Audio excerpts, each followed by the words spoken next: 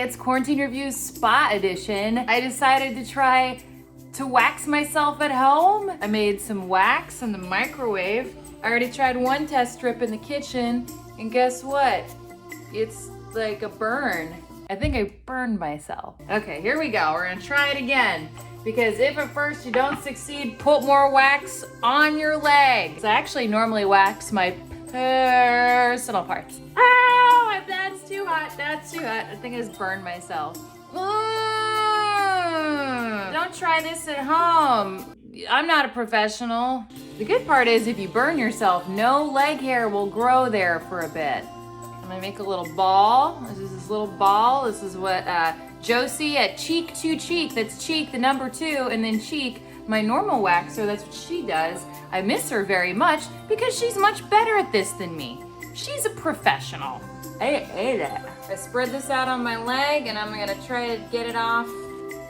Oh, that wasn't bad, but also like no hair came off. Ha, ha, ha. Oh wait, I'm doing it the wrong way. Ha! This is terrible.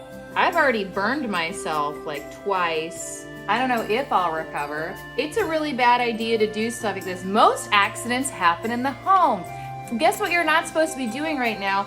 Overloading the medical system. People burn themselves doing this all the time. Oh God, it's hot, it's hot, it's hot. Get it off, get it off, get it off. That did almost nothing except burn me again. It's like I'm not learning my lesson. It's like so hard that I can't even get it out of the bowl.